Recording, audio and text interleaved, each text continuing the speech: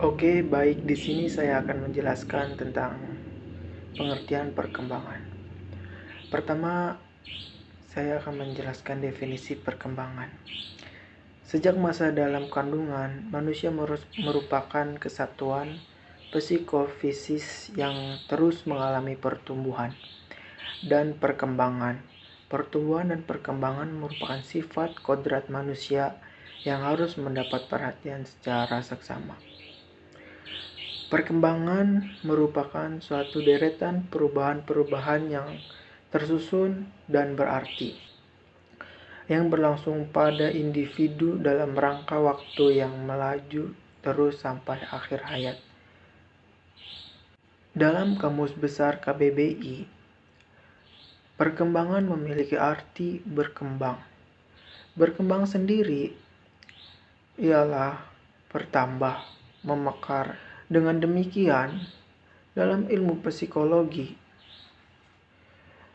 perkembangan memiliki arti perubahan secara kualitatif pada ranah jasmani dan rohani pada manusia yang saling berkesinambungan menuju arah yang lebih baik atau ke arah yang sempurna. Yang dimaksud perubahan fisik pada perkembangan manusia ialah mengacu pada optimalisasi fungsi-fungsi organ jasmaniah dalam manusia, bukan pada pertumbuhan jasmaniah itu sendiri. Sehingga dari sini dapat terlihat bahwa pertumbuhan dan perkembangan adalah sesuatu yang berbeda, tetapi saling berkesinambungan atau berhubungan.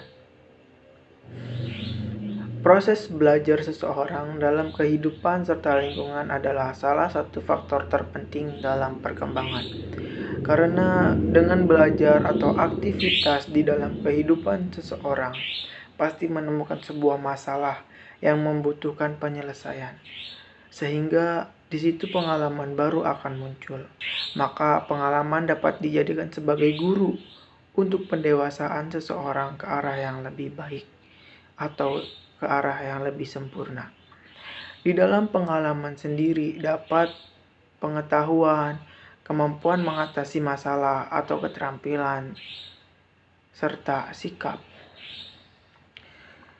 Perkembangan dalam diri seseorang sendiri berlangsung sejak anak mulai lahir ke dunia. Karena ia belajar mengoptimalkan fungsi-fungsi organ tubuhnya, meskipun dengan bantuan orang di sekitarnya atau orang tua sampai si anak meninggal dunia. Dengan kata lain, perkembangan seseorang berlangsung sepanjang hayat, tetapi tiap anak memiliki tempo perkembangan yang berbeda-beda.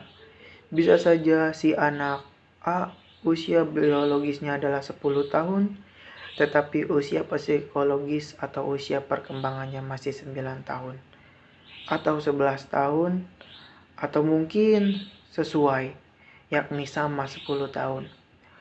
Usia perkembangan seseorang dapat lebih cepat atau lebih lambat dari usia biologisnya. Hal ini terjadi karena berbedanya faktor-faktor perkembangan yang menghampiri seseorang. Oke, kita lanjut ke proses pertumbuhan dan perkembangan manusia dari masa lahir hingga dewasa. Berikutnya kita lanjut ke masa bayi, mana pada masa ini berlangsung dari sejak lahir sampai usia sekitar 1 tahun. Kemudian dilanjutkan masa kanak-kanak, berlangsung dari umur 1 tahun sampai 5 atau 6 tahun. Pada fase ini, anak masih sangat memerlukan bimbingan, bantuan, dan penjagaan dari orang tua. Anak mulai belajar memfungsionalkan organ tubuhnya, belajar makan, belajar berdiri, dengan awalan merangkak, belajar membedakan jenis kelamin, belajar membedakan hal baik dan buruk, serta belajar mengenal huruf. Selanjutnya masa anak-anak, berlangsung sekitar usia 6-12 tahun, yang kemudian dikenal dengan masa sekolah. Karena pada dasarnya manusia adalah makhluk yang sedang berkembang dan memerlukan pendidikan. Di usia ini anak mulai menapakkan kaki ke dunia pendidikan dari TK sampai SD. Dan berikutnya adalah masa remaja yang berlangsung dari rentang usia 12 sampai 20 tahun. Di masa ini terjadi perubahan fisik yang signifikan. Demikian pula dengan kejiwaan atau psikologisnya. Ia belajar untuk mencapai kemandirian, lebih berpikir logis, abstrak, dan idealis. Dikenal pula dengan masa transisi atau masa pubertas, yang di dalamnya terdapat gejolak atau beberapa masalah yang berfungsi untuk menguatkan dia di masa depan.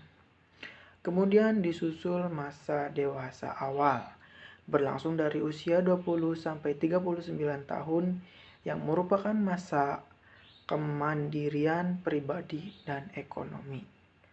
Perkembangan karir, masa memilih pasangan, dan selanjutnya ada masa dewasa menengah yang berlangsung dari usia 40 sampai 60 tahun. Masa untuk menunjukkan tanggung jawab pribadi, sosial, dan keluarga, di mana ia membimbing atau mengantarkan anak agar menjadi generasi yang sempurna. Di masa depan, masa terakhir dikenal dengan masa dewasa akhir, dengan rentan usia 60 tahun sampai meninggal dunia atau tutup usia. Usia ini orang tua kembali seperti anak kecil, terkait sifatnya yakni lebih egosentris dan kondisi fisik atau jasmani semakin menurun fungsinya.